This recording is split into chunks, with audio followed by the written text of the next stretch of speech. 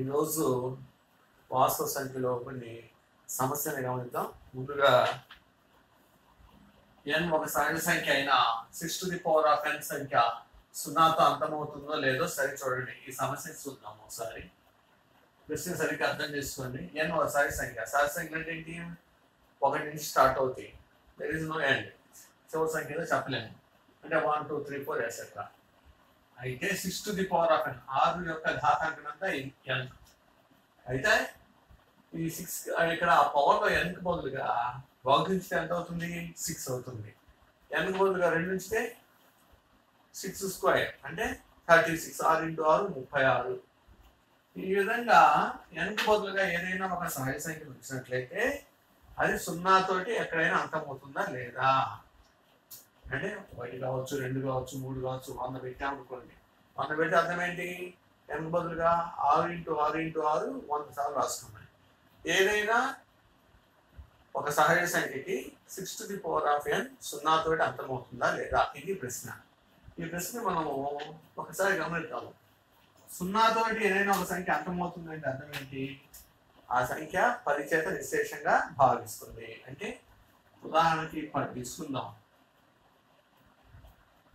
ఇది 0 తోటి అంతమవుతుంది కదా, ఇది 10 తోటి భాగించబడుతుంది కదా, 1. అదే 100 తీసుకుందాం, అదే 200 తీసుకుందాం. చూడండి, 20 10 20 200. అంటే ఏదైనా ఒక సంఖ్య 0 తోటి అంతమవుతుంటే అది ఖచ్చితంగా 10 తోటి భాగించబడుతుంది. ఈ 10ని ఎలా రాయొచ్చు మనం? ప్రధాన సంఖ్యలు అర్థంగా 2 into 5 రాసుకోవచ్చు కదా. అంటే ఏదైనా ఒక సంఖ్య 0 తోటి అంతమవుతూ ఉంటే అది 5 చేత భాగించబడుతుంది. ఆ పాయింట్ని ఆధారంగా చేసుకొని మనం ఈరోజు ఈ సమస్యని సాధిద్దాం. ఉదాహరణకి ఇక్కడ రాసుకున్నాం పాయింట్. ఏదైనా ఒక సంఖ్య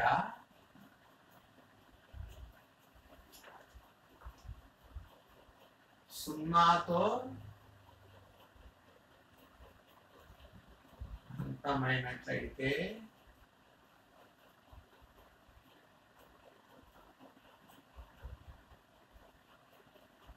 అది 5 చే భాగించబడుతుంది, నిశ్శేషంగా భాగించబడుతుంది.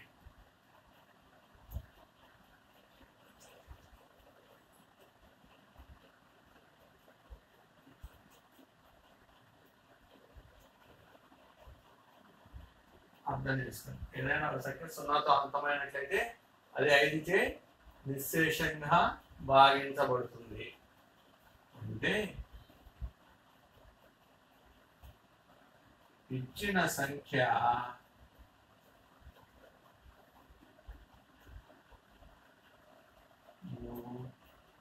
ప్రధాన కారణాంకాల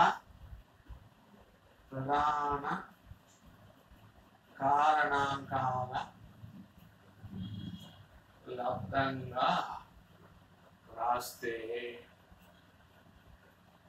అందులో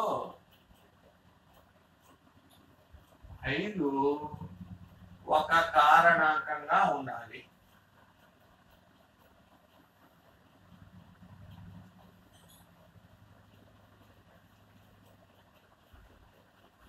అర్థం చేసుకునే కండిషన్. ఏదైనా ఒక సంఖ్య 0తో అంతమైనట్లయితే అది 5 చేత నిశ్శేషంగా భాగించబడుతుంది. అంటే ఇచ్చిన సంఖ్యను ప్రధాన కారణాంకాల అర్థంగా రాస్తే అందులో 5 ఒక కారణాంకంగా ఉండాలి. ఉంటేనే కదా. మరి ఇప్పుడు మనకి ఇచ్చిన సంఖ్య ఏంటి? 6n. దీన్ని గమనిద్దాం. 6n ఎలా రాసుకుందాం? 2 into 3 to the power of n. ఎట్లా రాసాము? 6 ఏం రాసుకున్నాము? 2 3 6. అంటే ఏమొస్తుంది మనకి? 2 to the power of n into 3 to the power of n. అంటే 6 to the power of n ఎలా రాసాము? 2 అనే ప్రధాన సంఖ్య యొక్క ఘాతాంకము మరియు 3 అనే ప్రధాన సంఖ్య యొక్క ఘాతాంకంగా రాసాము. మన కండిషన్ ఏంటి? 5 ఒక ప్రధాన కారణాంకంగా ఉండాలి అందులో. మరి దీంట్లో 5 ఉందా? లేదు. కాబట్టి మనం ఏం రాసుకోవచ్చు?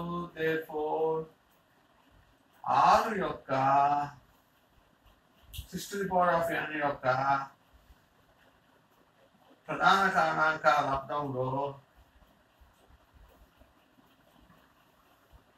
ప్రధాన కారణాంకముల లబ్దంలో 5 కారణాంకంగా లేదు. అందుకని 2, 3 ఉన్నాయి మనకి ఇక్కడ.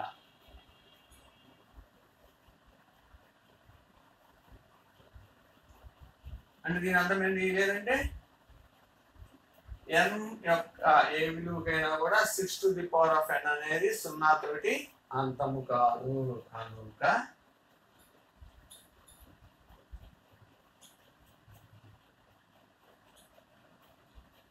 n యొక్క ఏ విలువకు 6 to the power of n 0తో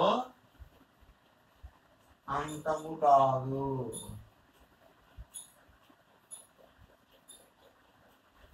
చూడండి, ఇది ఒకటి మనం బాగా గుర్తుపెట్టుకోండి. r అంటే 2 into 3, 2 into 3 to the power of n అంటే 2 to the power of n, 3 to the power of n.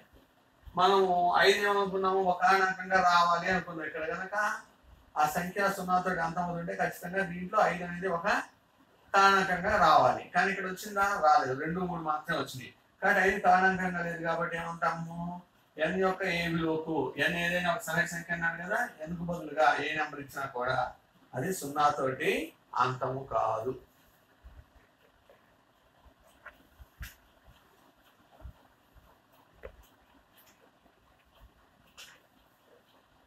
ఇప్పుడు ఇంకో సమస్యను చూద్దాము. ఇక్కడ 2 సంఖ్యలు ఇచ్చాడు. 7 into 11 into 13 plus 13 అనేది ఒక సంఖ్య అంట. రెండో సంఖ్య వచ్చి 7 into 6 into 5 into 4 into 3 into 2 into 1 plus 5. ఈ రెండు సంఖ్యలు సంయుక్త సంఖ్యలు అవుతాయా? కాబట్టి మీకు సంయుక్త సంఖ్య అంటే ఏంటో తెలియాలి. సంయుక్త సంఖ్యలు అంటే ఏంటి? ఏదైనా ఒక సంఖ్యకి 1 మరియు అదే సంఖ్య కాకుండా వేరే ఇతర కారణాంకాలు కూడా ఉంటే, 1 మరియు ఇచ్చిన సంఖ్య కాకుండా ఇతర సంఖ్యలు కూడా కారణాంకంగా ఉంటే అటువంటి సంఖ్యలని మనం సంయుక్త సంఖ్యలు అంటాం.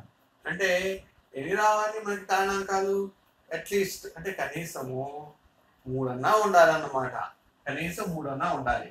సరే, ఇప్పుడు చూద్దాం. మొదటి తీసుకుందాం. 7 into 11 into 13 plus 13 తీసుకుందాం. మనకి ఇక్కడ చూస్తే 2 భాగాలుగా కనబడుతుంది. ఇంతవరకు ఒక నెంబరు ప్లస్ తర్వాత ఇంకొక నెంబరు. మరి ఇది మొత్తము గుణకారం చేసి దానికి 13 కలిపి మళ్ళీ దాని కారణాంకాలు ఉన్నాయో లేదో కనుక్కుంటాయని బదులు మనం సులభమైన పద్ధతిని ఎన్నుకుందాం. దీన్ని ఏం చేద్దామంటే ఇక్కడ 7, 11, 13 ఉన్నాయి. ఇక్కడ రెండవ సంఖ్యలో అంటే ఇది మొదటి పదం, ఇది రెండవ పదం ఉంటే మొదటి పదంలో 13 ఉంది కారణాంకంగా, రెండవ పదంలో కూడా 13 ఉంది. కాబట్టి 2 పదాలు ఉమ్మడిగా ఉన్నటువంటి 13ని మనం కామన్ తీస్తే ఉమ్మడి కారణాంకాన్ని ఇక్కడ ఏ కారణాంకాలు మిగులుతాయి? 7 into 11 మిగులుతాయి. ప్లస్ కి ప్లస్ రాస్తాము. 13 అంటే అర్థం ఏంటి? 13 into 1 అర్థం. 13 అంటే అర్థము 13 into 1. దాంట్లో 13 బయటకు తీసుకొస్తే ఇంకేముంటుంది? 1 ఉంటుంది. ఇప్పుడు చూడండి, 13 ఇక్కడ రాయొచ్చు. 11 77 ప్లస్ 1 78. అంటే ఏమొచ్చింది మనకి? 13 into 78. అంటే చూడండి, ఇక్కడ 1 అనేది దానికి కారణాంకమే. కాబట్టి ఇక్కడ 13 into 78 అనేది 2 సంఖ్యలు అర్థంగా రాసాం కనుక therefore ఇచ్చిన సంఖ్య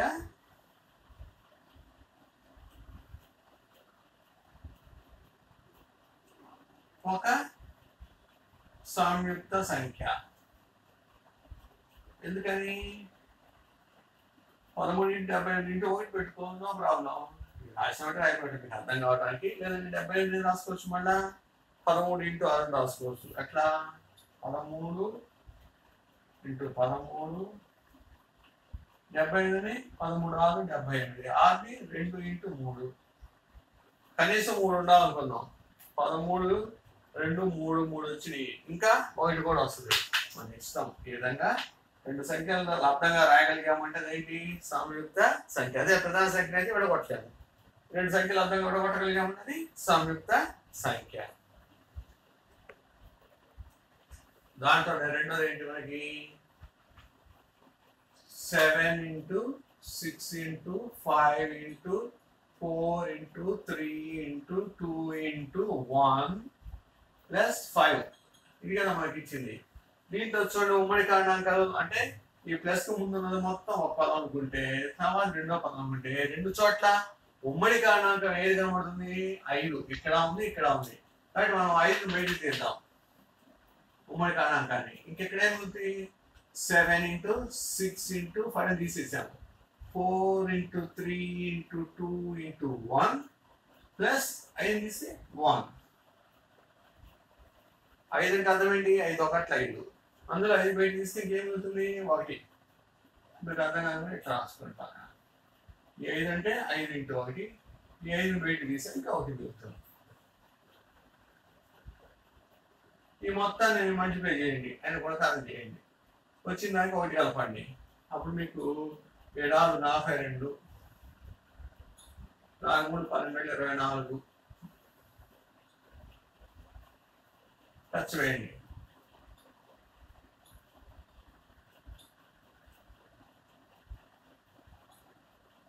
ఏమొస్తుంది 10,105 వస్తుంది ఇక్కడ ప్లస్ 1 5 into 10,109.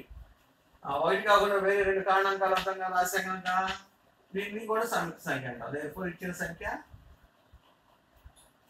సంయుక్త సంఖ్య.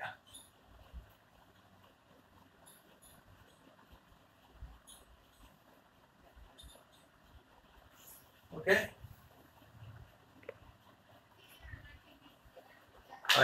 ఇప్పుడు మనం ఒక అఖండీయ సంఖ్య యొక్క దశాంశ రూపాన్ని అదే దశాంశ రూపంలో వాటిని అఖండీయ సంఖ్యగా మార్చడం గురించి మనం 9వ తరగతిలో నేర్చుకున్నాము. ఇక్కడ వాటిని ఒకసారి గట్టిగా తెచ్చుకుందాము. ఇక్కడ నేను రాశాను దశాంశ రూపాల్లో ఉన్నటువంటి కొన్ని సంఖ్యల్ని రాయడం జరిగింది. మొదటి 0.375 దీన్ని మనం భిన్న రూపంలోకి అంటే అఖండీయ సంఖ్య రూపంలోకి ఎలా మార్చుకుంటాం మీ అందరికీ తెలుసు. ఈ దశాంశం తర్వాత దశాంశానికి ముందు 0 ఉంది కాబట్టి నాకు ఎటువంటి విలువ లేదు కాబట్టి దశాంశం తర్వాత ఉండేటటువంటి భిన్న భాగాన్ని రాస్తాము 375 బై అంటాం. ఈ దశాంశం తర్వాత ఎన్ని అంకెలు ఉన్నాయి 1 2 3 ఉన్నాయి కాబట్టి 1 తర్వాత 3 సున్నాలు పెడతాం. మీ అందరూ గుర్తు తెచ్చుకోండి 10th క్లాస్లో నేర్చుకున్నాం. అదే 1.04 ఉంది అనుకోండి పాయింట్ ముందు ఏముంది దశాంశానికి ముందు 1 ఉంది కాబట్టి నాకు విలువ ఉంది కాబట్టి ఆ దశాంశం తీసేసి 100,000 రాయండి. ఎందుకంటే ఇక్కడ 0 రాయలేదు ఎందుకంటే 0 విలువ లేదు కాబట్టి ఇక్కడ 1 రాసాము ఎందుకంటే 1 విలువ ఉంది కాబట్టి బై పాయింట్ తర్వాత ఎన్ని అంకెలు ఉన్నాయి 0 1 నాకు 2 అంకెలు ఉన్నాయి కాబట్టి 1 వేసి 2 సున్నాలు రాస్తాం.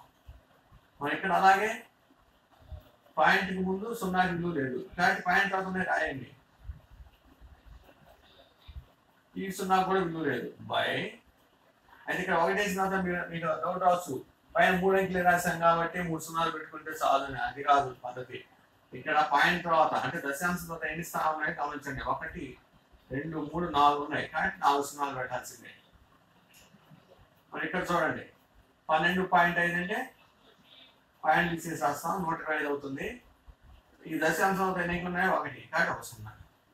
అంటే మనం ఏం చేసాము దశాంశ రూపంలో ఉన్న వాటిని భిన్న భాగంలోకి మార్చాం భిన్న రూపంలోకి అంటే అఖండీయ సంఖ్యలాగా మార్చి రాసాము.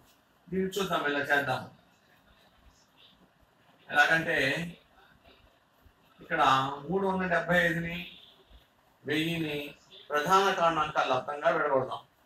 375ని విడగొడితే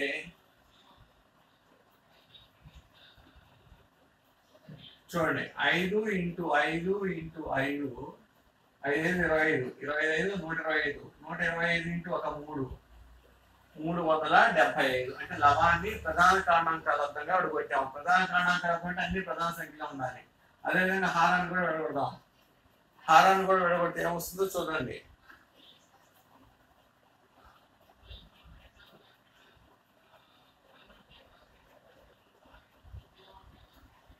వెయ్యిని ఎలా విడగొట్టాము మీరు ఇంతకుముందు తెలుసుకున్నాం ప్రధాన సంఖ్యకి ఇట్లా విడగొట్టుకుంటాం పోండి మీకు అదే అర్థమవుతుంది. ఇట్లా 2 500 2 255 2 125లు, 5 25లు, 5 5లు.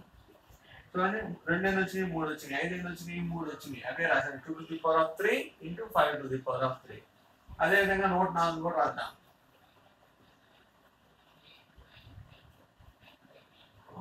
ఇక్కడ 50 104ని 2 52, 2 26, 2 13 అంటే 3 సార్లు వస్తుంది. 2 2 4 4 2 8 8 13. ఇక్కడ 1 ఏం రాద్దాం,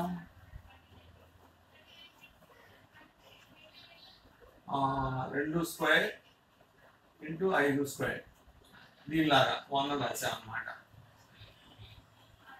అలానే 270 ఎలా రాసుకోవచ్చు,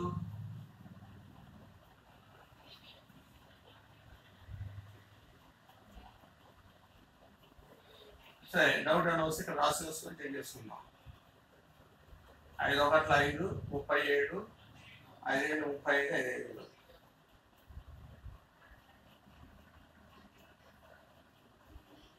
మళ్ళీ 5 తోటి 5 3 15, 5 5, 5 7, 5 3 వచ్చినాయి.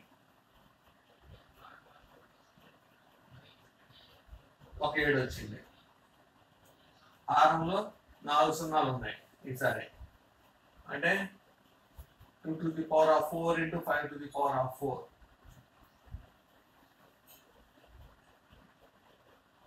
హారంలో 25, 16.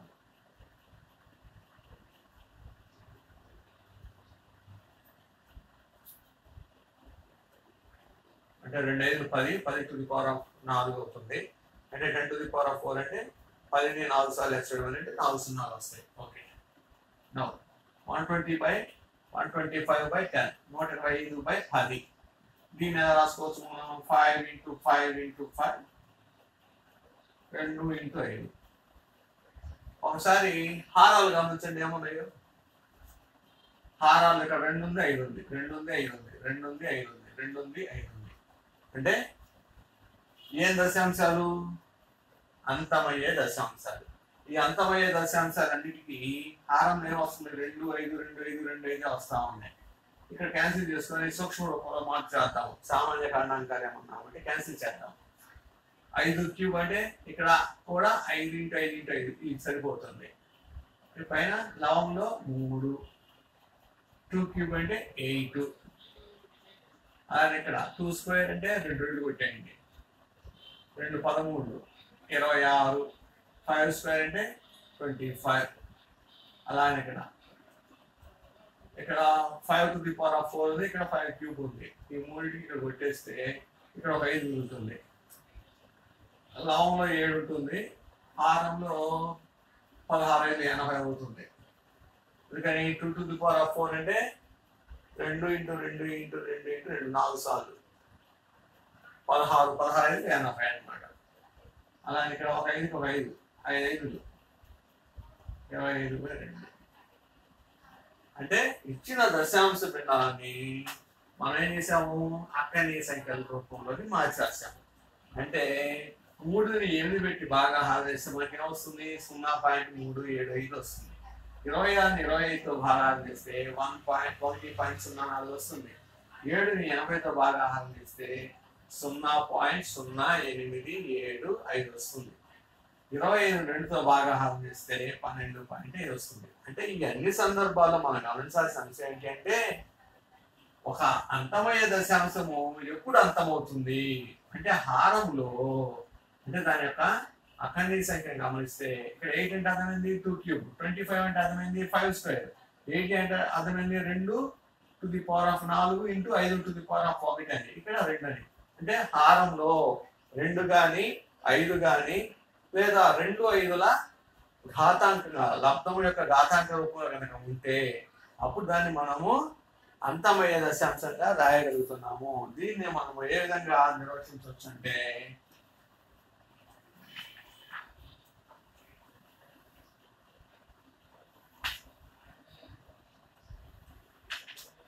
therefore అంతమయ్యే దశాంశము అంతమయ్యే దశాంశము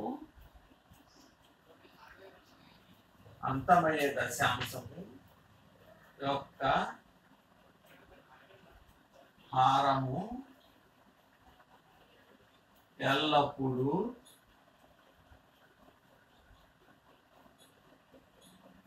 2 to the power of n into 5 to the power of m రూపంలో ఉంటుంది.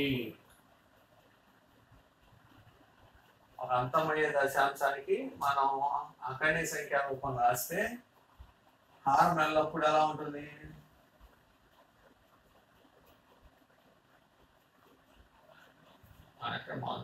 అంతమయ్యే దశాంశం యొక్క అకరణీయ రూపం అన్నాం. అకరణీయ రూపంలో హారం ఎల్లప్పుడూ 2 to the power of n 5 to the power of m రూపంలో ఉంటుంది.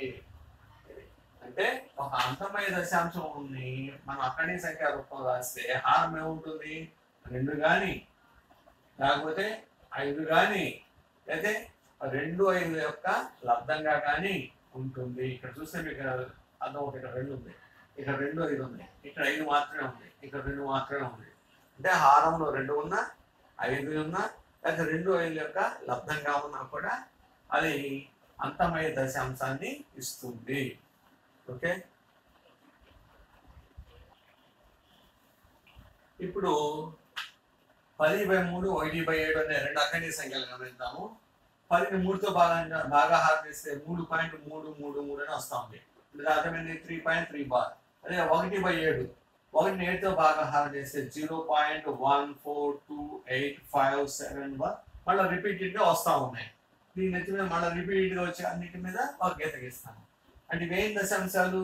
ఇంతకుముందు చెప్పుకునేవి అంతమయ్యే దశాంశాలు అయితే ఇవి అంతము కానీ ఆవర్తిత దశాంశాలు. మరి ఇది కూడా అక్కడి సంఖ్యలే.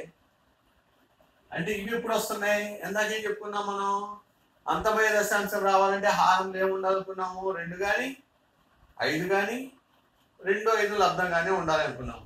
మరి ఇక్కడ 10/3లో హారం ఏముందో చూడండి, 3 మాత్రమే ఉంది, 2 లేదు, 5 లేదు, లేకపోతే 2 5 లబ్ధంగా లేదు. అదే 1/7లో చూడండి, హారంలో ఏముంది? 7 మాత్రమే ఉంది, 2 కానీ 5 కానీ 2 5 లబ్ధంగానే లేదు. అంటే హారము కనుక 2 to the power of n 5 to the power of m రూపంలో లేకపోతే, అంటే 2 కానీ 5 కానీ 2 5 లబ్ధంగా కానీ హారము లేకపోతే అదేమవుతుంది? అంతము కాని ఆవర్తిత దశాంశం అవుతుంది. మళ్ళీ ఒకసారి గుర్తు తెచ్చుకోండి. హారాన్ని, ఒక అకర్ణీయ సంఖ్య యొక్క హారాన్ని 2 యొక్క లబ్ధంగా కానీ 5 యొక్క ఘాతాంకంగా కానీ లేదా 2 5 లబ్ధంగా కానీ రాయగలిగితే అది అంతమయ్యే దశాంశం అవుతుంది. అలా కాకుండా 2 కానీ 5 కానీ ఈ 2 లేకపోయినా కానీ 1 లేకపోయినా కానీ కాదు, 2 లేకపోయినా 5 లేకపోయినా అయితే ఈ రెండింటితో పాటు వేరే ఇతర కారణాంకం ఉన్నా, అంటే హారాన్ని 2 to the power of n 5 to the power of m రూపంలో రాయలేకపోతే అటువంటివి ఏమవుతాయి? అంతము కానీ, అంటే ఈ రూపంలో లేకపోతే హారము 2 to the power of n 5 to the power of m రూపంలో రాయలేకపోతే అదేమవుతుంది? అంతము కాని ఆవర్తిత దశాంశము అగును. ఇందాక ఇంతకుముందు చెప్పుకున్నదేమో రూపంలో రాయగలిగితే, హారాన్ని 2 to the power of n 5 to the power of m రూపంలో రాయగలిగితే అంతమయ్యే దశాంశం. ఆ రూపంలో రాయలేకపోతే అంతము కాని ఆవర్తిత దశాంశం.